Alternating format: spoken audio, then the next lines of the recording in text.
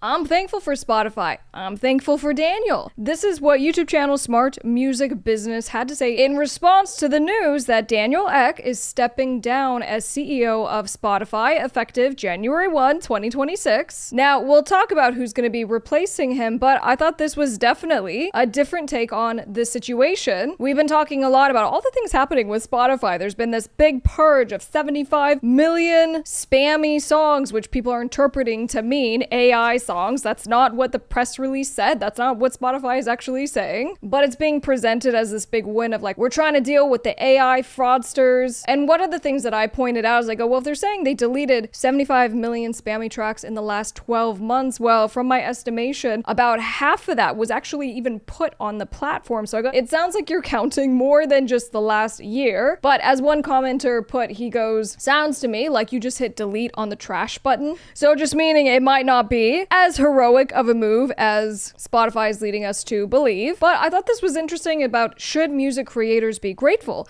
to Spotify, to Daniel Ek for having this platform. Let's watch the clip from Smart Music Business. And you got to remember, like, I've been doing this for almost 25 years, doing music. And I remember when iTunes came in and disrupted everything. I remember when MP3.com came in, MySpace, right? Napster, living through all that. And there were all these different changes. And I always find it's the pioneers who have the most arrows in the back.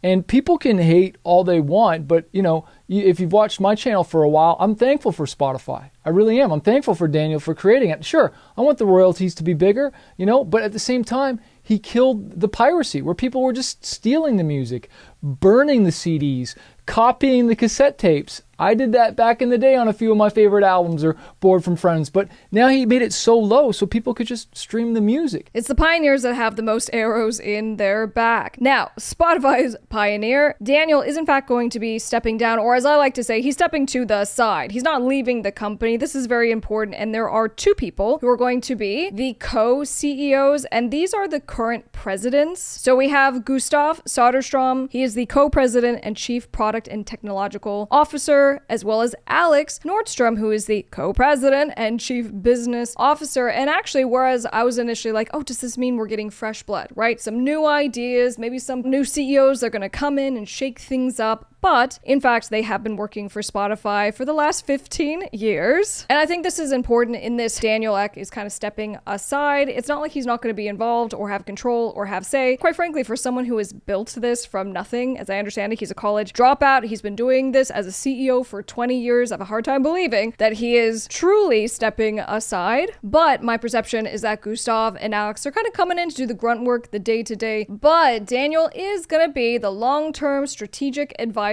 aka running things from the wings. Now, we're going to read the official statements, but if I could speculate just for 2 seconds, generally what everyone is saying is like, this is a strategic move. These new CEOs are doing such a great job. They're leading us in a new direction. What they actually say about what that direction is for us music creators, pretty important. But I just wondered if this is the public facing what we get to know. And actually, this is because Daniel Ek was voted out of this position. So meaning he doesn't hold the majority ownership in the company. And in fact, from what I'm reading, he owns about 14% Spotify shares currently. And so the voting power equivalent of that is something like 29%. The point just being, he's not the boss. He doesn't get majority say in whatever. So that means he potentially can get voted out by the board of Spotify, and understanding that there's been a lot of heat on him, particularly in regards to this $700 million investment into Helsing and AI military technology. And that has caused a lot of outcry, maybe more than usual, about many different things, but it's actually caused a lot of creators to leave the Spotify platform. But let's see exactly what Daniel has to say. Quote, "It's less a function of really anything except the fact that Alex and Gustav are truly delivering exceptionally well already," Daniel said, "and I feel like this is a natural evolution of what we already do as a leadership team." Ek going on to say that these co-presidents, right, since 2023, they've been driving this ship, and the two executives, quote, "have really stepped up in a material way, taking so much of the day-to-day responsibilities as they've been growing. I've been handing them more and more of the tasks," he added. Quote, quote, "I feel like this is actually more of a natural reflection of how the company actually works and operates all real." That could be true. Now, what Daniel Ek is saying is that he goes, the status, the role of chairperson, it's different. Whereas it's kind of seen as this throwaway, non-boss type position in the United States, in Europe, it isn't. In fact, a chairperson is someone who's quite active in the business, sometimes even represents the business to different stakeholders, like for instance, governments or key partners. Now, I had mentioned about the 75 million purge from Spotify and the fact that it did not seem to really meaningfully address the AI issue, which is far more pronounced than just having a bunch of AI tracks on the platform, which is a thing. There is a dilution that is happening for human creators, meaning in their royalties. And in Spotify's press release, it goes, "We're getting rid of all the spam, which otherwise can impact the royalties for human authors." But yet they're still not addressing the flooding of AI music issue. Now, there are new policies that Spotify has rolled out, such as with impersonators, right? So the mismatch of profiles, dealing with the fraudsters, and this is generally good, but the big overly pronounced issue of intentional misrepresentations and the oversaturation of AI music is still not something that Spotify has addressed. All right, so what are the new CEOs gonna do and what are they saying? This is from Alex, quote, "We can't be more excited than we are right now. You saw us sort of see the completion of renewals happen this year. We rolled out audiobooks to more markets. We just improved the free tier, which is going well.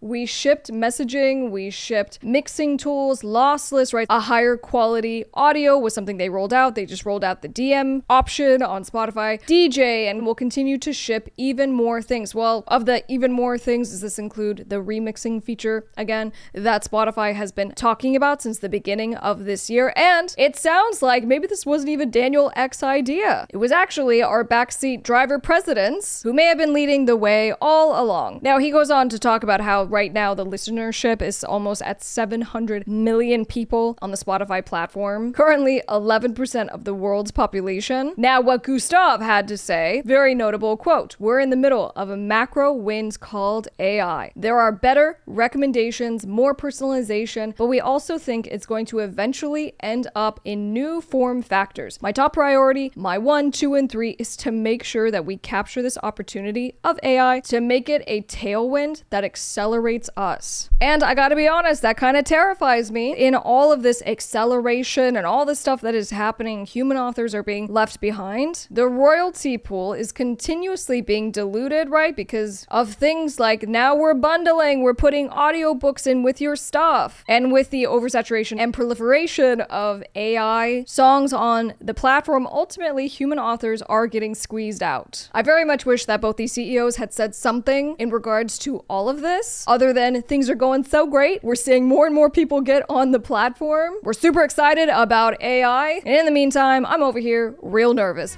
What do you think? Leave a comment down below. I'm top music attorney, Miss Krystle.